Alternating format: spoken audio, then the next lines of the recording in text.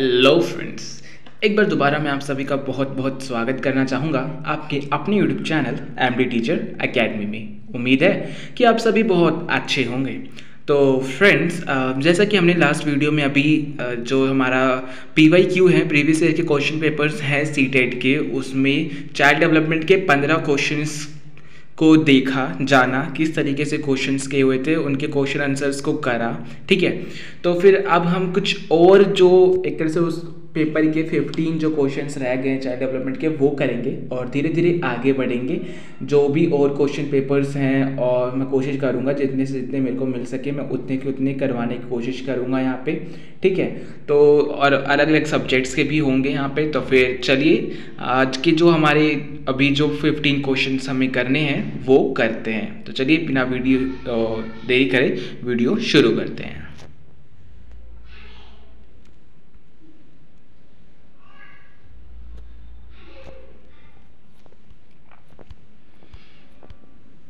तो हमारा यहाँ पे फर्स्ट क्वेश्चन आ गया है कि इंक्लूसिव एजुकेशन इम्प्लाइज दैट, इसमें पूछा गया है कि समावेशी शिक्षा से अभिप्राय है। तो समावेशी शिक्षा क्या है ये आपको पता होना चाहिए, ये बहुत ही इम्पोर्टेंट है, अक्सर पूछ लिया जाता है। ठीक है, तो चलिए ऑप्शंस पढ़ते हैं और आंसर करते हैं। फर्स्ट ऑप्शन है कि आर्थिक रूप से कमजोर वर्ग का आरक्षण केवल सरकारी विद्यालयों में ही उपलब्ध करवाया जाए। सेकंड है दिव्यांग छात्रों को सिर्फ विशेष विद्यालयों में ही शिक्षा दी जाए। सरकारी विद्यालयों में केवल अंग्रेजी भाषा पढ़ाई जाए। और फोर्थ ऑप्शन है कि योग्यता से परे होकर सभी बच्चों को गुणवत्तीय शिक्षा उपलब्ध करवाई जाए। ठीक है, तो जैसा आपको पता है कि समावेशी शिक्षा क्या है, इंक्लूसिव एजुकेशन क्या है, ऐसी शिक्षा देना जिसमें बच्चों के साथ कोई पक्षपात ना किया जाए, हर बच्चे के साथ समानता के साथ उनके क्या कहते हैं योग्यता के अनुसार उनको उचित रूप से शिक्षा प्रदान की जाए। ठीक है, तो योग्यता से परे होकर योग्यता का ध्यान इतना ना दिया जाए और उन्हें अच्छी तरीके से गुणवत्तीय शिक्षा उपलब्ध करवाई जाए। ठीक है, ये होता है हमारा समावेशी शिक्षा। ठीक है, तो फोर्थ इसका राइट आंसर हो जाएगा। ठीक है, ये होता है समावेशी शिक्षा का अर्थ। हमारा नेक्स्ट क्वेश्चन जो है वो दिया हुआ है कि एक तरह से असर्शन रीजन है ये। ठीक है, ये भी अक्सर पूछ लिया जाता है, तो पता होना चाहिए आपको भी। तो असर्शन में क्या दिया हुआ है कि while teaching a teacher should use a variety of ways to represent the context of teaching. ठीक है, अब रीज़न में दिया हुआ है, एक काम आप ना जब भी क्या कहते हैं इसे पढ़े ना, तो फिर एक काम कीजिए कि जब भी आप असर्शन पढ़ लेते हैं ना, तो फिर उसके बाद बिकॉज लगा दिया करें और बिकॉज लगाने के बाद रीज़न पढ़ा करो। ठीक है, तो एक तरह से ये जो स्टेटमेंट होगा ना, अगर एप्रोप्रिएट है तो फिर आपको पता चल जाएगा और आप आंसर भी सही से कर पाओगे। जैसे कि मैं अभी दोबारा पढ़ूँ तो असर्शन में while teaching a teacher should use a variety of ways to represent the context of teaching because teacher needs to adapt their pedagogy to suit the diverse need of learners। ठीक है, अगर आप ऐसे पढ़ोगे तो फिर आपको एक तरह से आसानी से रहेगी, आप ना समझ पाओगे कि स्टेटमेंट अगर दोनों एक तरह से इंटर रिलेटेड हैं तो फिर आप आंसर भी ठीक से कर पाओगे। एक बार हिंदी में हम और पढ़ लेते हैं कि पढ़ाते समय एक शिक्षक को पाठ्य सामग्री को दर्शाने के लिए विभिन्न तरीके अपनाने चाहिए, क्योंकि शिक्षक को अधिगमकर्ताओं की विविध आवश्यकताओं हेतु अपने शिक्षा शास्त्र को उनके अनुकूल बनाना चाहिए। ठीक है, तो फिर इसमें ऑप्शंस दिए हुए हैं कि ए और आर दोनों सही है तथा आर सही व्याख्या करता है। ए और आर दोनों सही है लेकिन आर सही व्याख्या नहीं करता। ए सही है लेकिन आर गलत है, या फिर ए और आर दोनों गलत है, आपको इसमें बताना है। तो फिर बेसिकली ए और आर इस क्वेश्चन में दोनों सही हैं। ठीक है, हमारा नेक्स्ट क्वेश्चन है a child is facing regular difficulty in writing। ठीक है, a child is facing regular difficulty in writing, she also experiences a challenge in information of alphabets and spacing of words। These characteristics hint towards which of the following learning disability. ये भी question बहुत पूछा जाता है, मतलब कि 1-2 number में आना इसका तय है, ठीक है। तो फिर आप इसे भी अच्छे से पढ़ लीजिएगा। इसमें हिंदी में बोला गया है कि एक बच्ची लिखाई में निरंतर कठिनाइयों का सामना करती है, उसे अक्षर बनाने और शब्दों के बीच अंतराल करने में चुनौती महसूस होती है। ये लक्षण किस अधिगम विकार की ओर इशारा करता है? ये लर्निंग डिसेबिलिटी, ठीक है।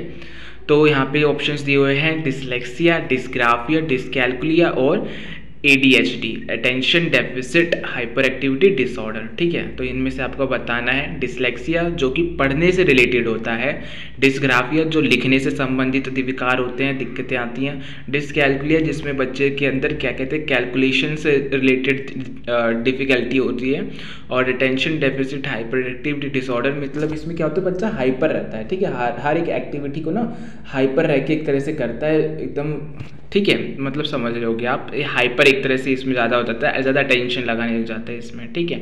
ये इस तरह का थोड़ा डिसऑर्डर है। तो इसमें जैसा कि आपने देखा इसमें राइटिंग से संबंधित बोला गया है, तो फिर हमारा जो आंसर हो जाएगा डिसग्राफिया हो जाएगा, जिसमें मैंने बताया कि लिखने से संबंधित दिक्कतें जो डिसेबिलिटी होती है उसको डिसग्राफिया कहा जाता है, ठीक है। हमारा जो नेक्स्ट क्वेश्चन है वो है to cater to individual differences among the students a teacher should, क्या करना चाहिए टीचर को? इसमें ये पूछा गया है कि एक विद्यार्थियों में व्यक्तिगत विभिन्नताओं को पूरा करने के लिए एक शिक्षक को क्या करना चाहिए, ठीक है। तो चलिए ऑप्शंस पढ़ते हैं। मानकीकृत पद्धतियों और आकलन के तरीकों का उपयोग करना चाहिए, शिक्षा शास्त्रीय उपागमों और मूल्यांकन के विविध साधनों का उपयोग करना चाहिए, रटन आधारित अधिगम को निर्धारित करने के लिए एक रूप शिक्षा शास्त्र का इस्तेमाल करना और योगात्मक आकलन पर बल देना चाहिए, पेपर पेंसिल आधारित परीक्षणों की संख्या में वृद्धि करना और पुनर्स्मरण पर बल देना चाहिए। क्या करना चाहिए इनमें से एक तरह से आपको बताना है। तो फिर बेसिकली इसका जो आंसर हो जाएगा, आप अपनी तरफ से पहले सोचिए क्या हो सकता है इसका आंसर। जी हाँ, इसका आंसर आ जाएगा सेकंड, ठीक है। शिक्षा शास्त्रीय उपागमों और मूल्यांकन के विविध साधनों का उपयोग करना चाहिए, ठीक है, इंडिविजुअल डिफरेंसेस को जानने के लिए, ठीक है। यूज अ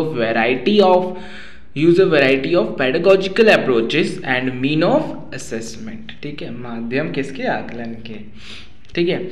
हमारा जो नेक्स्ट क्वेश्चन है वो है which of the following is an essential characteristic of creativity, ठीक है। निम्न में से कौन सा सृजनात्मकता का अनिवार्य लक्षण है? यहाँ पे आपको ऑप्शन दिए हुए हैं divergent thinking, impulsiveness, सेंट्रेशन in thought और कन्वर्जेंट थिंकिंग, ठीक है। तो फिर आपको यहाँ पे आंसर हो जाएगा डाइवर्जेंट थिंकिंग, ठीक है। यहाँ पे दो टाइप्स की एक तरह से थिंकिंग भी होती है, आपको पता होना चाहिए, ठीक है। डाइवर्जेंट थिंकिंग क्या होती है? बेसिकली वो थिंकिंग होती है जिसमें एक तरह से ये ओपन एंडेड क्वेश्चंस होते हैं इसके अंदर, ठीक है। जैसे मैंने आपसे पूछ लिया आप कैसे हो, ठीक है, मैंने आपसे पूछ लिया आप कैसे हो, तो फिर आप सभी की तरफ से अलग अलग आंसर्स आएंगे, ठीक है। तो फिर ये हो जाते हैं हमारे एक तरह से डाइवर्जेंट थिंकिंग, सब लोग अलग अलग थिंकिंग करेंगे और अलग अलग सभी के आंसर्स होंगे, ठीक है। अब यहाँ पे कन्वर्जेंट थिंकिंग क्या है? कन्वर्जेंट थिंकिंग मतलब एक तरह से क्लोज एंडेड क्वेश्चंस होते हैं, ठीक है, जिसमें आपको सिर्फ येस या नो या फिर मतलब एक आंसर आप दे सकते हो। जैसे मैंने पूछ लिया कि जैसे ताजमहल का रंग क्या है, ठीक है, ताजमहल का रंग क्या है, तो फिर सब यहाँ पे क्या कहते हैं सोचेंगे बेशक से, पर आंसर उनका एक ही आएगा, क्या है ना, एक ही आएगा। कोई ये तो नहीं बोलेगा रेड ब्लू ग्रीन, ये सब कुछ नहीं बोलेगा, सब एक ही बोलेंगे। तो यहाँ पे एक तरह से कन्वर्जेंट थिंकिंग है, यहाँ पे एक आंसर आएगा, ठीक है। डाइवर्जेंट थिंकिंग में बच्चे अलग अलग सोचते हैं, अलग अलग विचार आते हैं उनके अंदर, ठीक है। तो ये एक तरह से बच्चे का विकास करता है, ठीक है। हमारा जो नेक्स्ट क्वेश्चन है वो है young children construct knowledge and make meanings through, ठीक है। मतलब कि छोटे बच्चे ज्ञान की संरचना और अर्थ किस प्रकार निकालते हैं, आपको ये बताना है बेसिकली यहाँ पे, ठीक है। तो यहाँ पे कुछ ऑप्शंस दिए हुए हैं, फिर आपको बताना है कि एक्टिव एक्सप्लोरेशन से, जी, प्ले से, active on materials and experimenting, interaction with peers and adults. आपको यहाँ पे ऑप्शंस देखने हैं, ये first third, first third fourth, first second third और फर्स्ट सेकंड थर्ड फोर्थ। तो फिर एक तरह से ये सारे ऑप्शंस जो है ना, सारे एक तरह से हेल्प करते हैं बच्चे की। तो फिर ये सारे एक तरह से हो जाएगा, फोर्थ ऑप्शन इसमें करेक्ट हो जाएगा। ठीक है, बच्चे इनकी मदद से अर्थ निकालते हैं। ठीक है, ज्ञान की संरचना भी बनाते हैं। हमारा जो नेक्स्ट क्वेश्चन है वो है to help children memorise the phone number, a teacher suggest student to divide 10 digits of phone number into 3-4 smaller unit and then remember. The strategy suggested by the teacher here is called. ठीक है, आपको यहाँ पे बताना है basically कि एक अध्यापिका बच्चों को फ़ोन नंबर रटने के लिए फ़ोन नंबर के 10 अंकों को 4 या फिर बोले एक तरह से 3-4 अंकों के समूह में बांटकर याद कराना सुझाती है। ठीक है, ऐसे करवाती है याद बच्चों को, किसी फ़ोन नंबर को याद 3-4 अंकों में एक तरह से समूह में बांटकर याद करवाती है। तो अध्यापिका द्वारा सुझाई गई इस रणनीति को क्या कहा जाएगा, आपको ये बताना है। यहाँ पे होगा ऑप्शन चंकिंग, इनकोडिंग, असिमुलेशन और अडेप्टेशन। तो फिर इसका आंसर क्या हो जाएगा? जी हाँ, चंकिंग। ठीक है, चंकिंग मतलब कि किसी भी कॉन्सेप्ट को तोड़ कर, यहाँ पे जैसे लिखा है खंडीकरण, यानी कि खंड में कर करके सीखना या फिर जानना। ठीक है, हमारा जो नेक्स्ट क्वेश्चन है ये है which of the following form of learning should be emphasised most in school. ठीक है, मतलब कि निम्न में से अधिगम की कौन सी दशा पर विद्यालयों में सबसे अधिक बल देना चाहिए। ठीक है, तो यहाँ पे एक तरह से ऑप्शंस दिए हुए हैं, acquiring different skills and knowledge through interaction with surroundings, rote memorising the content, passive imitation of others, conditioning of behaviours through stimulus response association. ठीक है, तो फिर ये 4 ऑप्शंस हैं, तो इसका आंसर हो जाएगा हमारा ए, फर्स्ट। ठीक है, एक्वायरिंग डिफरेंट स्किल्स, एक तरह से परिवेश में सहभागिता द्वारा कौशलों और ज्ञान का अर्जन करना। ठीक है, हमारा जो एक तरह से नेक्स्ट क्वेश्चन है इसमें बोला गया है कि which of the following set exemplify a social constructivist approach to facilitate reading among students। ठीक है, मतलब एक तरह से इसमें बोला गया है कि निम्न में से कौन सा युग सामाजिक संरचनात्मक उपागम के अनुसार छात्रों के पढ़ने को सुसाध्य करता है। ठीक है, तो चलिए ऑप्शंस पढ़ लेते हैं। यहाँ पर फर्स्ट है सलमा विद्यार्थियों को नए शब्द,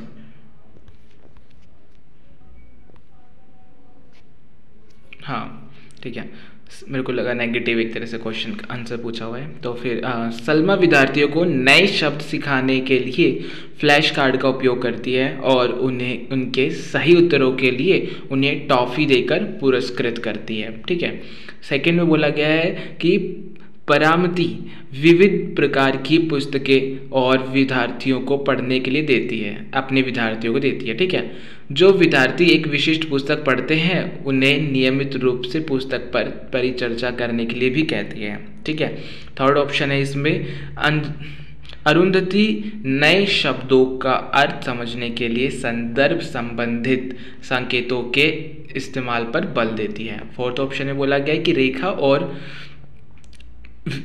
अपने विद्यार्थियों को उन शब्दों को 5 बार पढ़ने के लिए देती है जो वह वर्तनी परीक्षा में गलत करते हैं। ठीक है, तो फिर यहाँ पे एक तरह से ऑप्शंस दिए हुए हैं, first fourth, first third, second third और फर्स्ट सेकंड। तो फिर यहाँ पे जो बेसिकली आंसर हो जाएगा वो हो जाएगा थर्ड हमारा।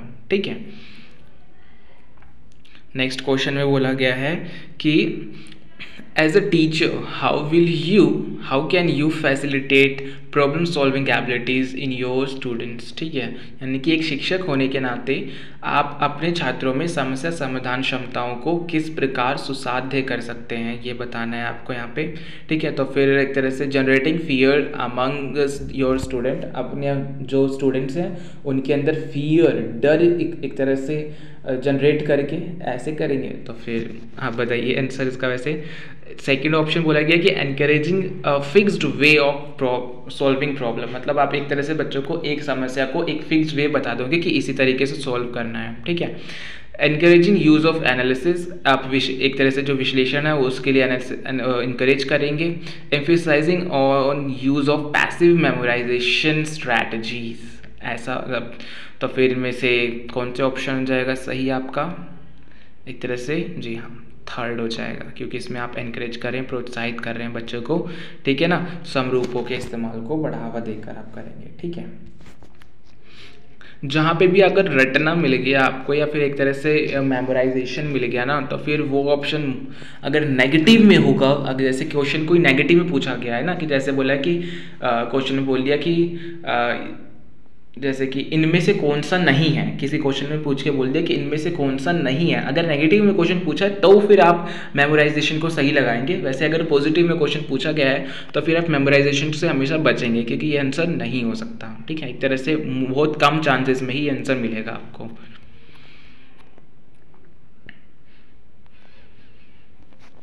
तो हमारा जो नेक्स्ट क्वेश्चन है वो है which of the following will result in facilitation of meaningful learning, ठीक है। मतलब निम्नलिखित में से कौन सा सार्थक अधिगम को सुसाध्य करेगा। यहाँ पे ऑप्शंस दिए हुए हैं कि promoting decontextualised learning in the classroom, encouraging multiple ways of working at a problem, encouraging rote learning, बिल्कुल नहीं, रोट लर्निंग तो नहीं करवानी, उनसे रटवाना नहीं है, ठीक है। Copying answers written by the teacher on the blackboard, ये भी एकदम सही नहीं है, ठीक है। तो फिर फर्स्ट और सेकंड में से कौन सा हो जाएगा? जी हाँ, सेकंड हो जाएगा, ठीक है। बच्चों को आप एनकरेज करोगे कि मल्टीपल वेज से वो एक किसी भी प्रॉब्लम के ऊपर वर्क करें, ठीक है, अलग अलग तरीक़ों से, ठीक है। तो जो हमारा नेक्स्ट क्वेश्चन है वो है student are likely to experience the emotions of dash when they attribute internal factors to explain their success at a task, मतलब कि अगर विद्यार्थी अपने कार्य की सफलता को आंतरिक कारणों पर आरोपित करते हैं तो उनमें डैश की भावना उत्पन्न होती है। तो ऑफ कोर्स किसकी होगी बताइए? शर्म, गुस्सा, गर्व या फिर उत्कंठा? क्या हो सकता है? जी हाँ, गर्व होगा, ठीक है ना। शेम, एंगर, प्राइड और एंजाइटी, प्राइड हो जाएगा इसका आंसर, ठीक है। हमारा जो एक तरह से यहाँ पे अब नेक्स्ट क्वेश्चन है वो है कि at a primary level of education use of multiple sensory approach should be encouraged because of course encourage तो करना चाहिए। क्यों करना चाहिए? इसमें ये पूछा हुआ है कि शिक्षा के प्राथमिक स्तर पर बहुसंवेदनीय उपागम के इस्तेमाल को प्रोत्साहित करना चाहिए। क्यों? तो चलिए, it makes learning more effective, ठीक है, ये इफेक्टिव बना देता है लर्निंग को। It gives opportunity to exclude certain children from education, it saves a lot of instructions time of teacher, it yield to docility among children, यानी कि एक तरह से इसमें पूछा गया है फर्स्ट ऑप्शन में कि यह अधिगम को और अधिक प्रभावी बनाता है, जो मल्टीपल सेंसरी अप्रोच है, ठीक है। सेकंड में बोला गया कि यह कुछ बच्चों को शिक्षा से वर्जित करने के मौके देता है, यह अध्यापक की निर्देश अवधि का काफ़ी समय बचाता है, यह बच्चों को में आज्ञा परायणता पैदा करता है। तो फिर आपको इनमें से आंसर बताना है, तो ऑफ कोर्स फर्स्ट आंसर हो जाएगा इसका सही। It makes learning more effective, multiple sensory approach, ठीक है। हमारा नेक्स्ट क्वेश्चन है इसमें अब जो है children often form alternative conceptions and misconceptions about various concepts, which of the following statement is not correct in this context, ठीक है। अब बच्चे अक्सर, हिंदी में बोल रहा हूँ कि बच्चे अक्सर विभिन्न संकल्पों के बारे में वैकल्पिक संकल्पनाएं और भ्रांतियां गठित कर लेते हैं। भ्रांतियां यानी कि मिसकंसेप्शंस। इस संदर्भ में निम्नलिखित में कौन सा कथन सही नहीं है? देखिए, ये है एक तरह से नेगेटिव, एक तरह से पूछा गया क्वेश्चन कि इसमें हमें जोन सा नहीं है ना, जोन सा गलत एक तरह से ऑप्शन है, मतलब इसमें क्या है, कोई भी 3 ऑप्शन जो इसमें है वो सही हैं और एक ऑप्शन जो है वो गलत है, ठीक है। तो फिर आपको एक तरह से अभी बताना है यहाँ पर कि इसमें से कौन सा नहीं है, ठीक है। चलिए फिर ऑप्शंस देख लेते हैं। पहला ऑप्शन है कि एक अध्यापिका को बच्चों द्वारा गठित वैकल्पिक संकल्पनाओं और भ्रांतियों को सख्त रूप से हतोत्साहित करना चाहिए। देखिए, हतोत्साहित यानी डिस्करेज करना चाहिए। सेकेंड में बोला गया कि बच्चों और वयस्कों में वैकल्पिक संकल्पनाओं और भ्रांतियों का गठन स्वाभाविक है, ठीक है, नेचुरल है ये। एक अध्यापिका को निश्चित रूप से इन वैकल्पिक संकल्पनाओं और भ्रांतियों पर गौर करना चाहिए क्योंकि ये सीखने सिखाने की प्रक्रिया में महत्वपूर्ण है, ठीक है। फोर्थ में बोला गया है कि वैकल्पिक संकल्पनाओं और भ्रांतियां सदैव निराधार होती हैं, ठीक है, सदैव निराधार नहीं होती हैं, बल्कि बच्चों को अपने आसपास की दुनिया के बारे में सहज समझ को दर्शाती है, ठीक है। इसमें फिर आपको बताना है इसमें कौन सा एक तरह से नेगेटिव तरीके से नेगेटिव ऑप्शन आप ये बता सकते हो। तो फिर ऑफ कोर्स फर्स्ट है क्योंकि हतोत्साहित एक तरह से डिस्करेजमेंट की बात की गई है यहाँ पे, तो फर्स्ट इसका राइट आंसर हो जाएगा, ठीक है। हमारा जो नेक्स्ट क्वेश्चन है वो है कि dash view of learning explains that tangible incentives and rewards motivate student for learning, ठीक है। इन्हें ये बोल रहा हूँ कि निम्न में से अधिगम का कौन सा परिप्रेक्ष्य यह कहता है कि ठोस प्रलोभनों और पुरस्कारों द्वारा विद्यार्थियों को सीखने के लिए अभिप्रेरित किया जा सकता है, ठीक है। तो ऑप्शंस दिए हुए हैं आपके आगे, मानवतावादी, व्यवहारात्मक, संज्ञानात्मक और सामाजिक सांस्कृतिक। तो फिर ऑफ कोर्स ये तो इजी सा क्वेश्चन ही है, इसका आंसर हो जाएगा हमारा सेकंड, व्यवहारात्मक, ठीक है, बिहेवियरल। तो फ्रेंड्स ये थे हमारे एक तरह से आज के चाइल्ड डेवलपमेंट के जो सीटेट का एक तरह से पेपर था हमारा, उसके प्रीवियस जो ईयर के क्वेश्चन पेपर्स हैं उसके 15 और क्वेश्चंस, ठीक है, और इसके क्वेश्चन आंसर्स ऐसे हमने भी करे। तो फ्रेंड्स अगर आपको किसी में कोई कन्फ्यूजन हो तो फिर आप मुझे कमेंट करके पूछ सकते हो। और in the end if you like this video so please like, share and subscribe. I will see you soon in a new video. For till time, bye bye.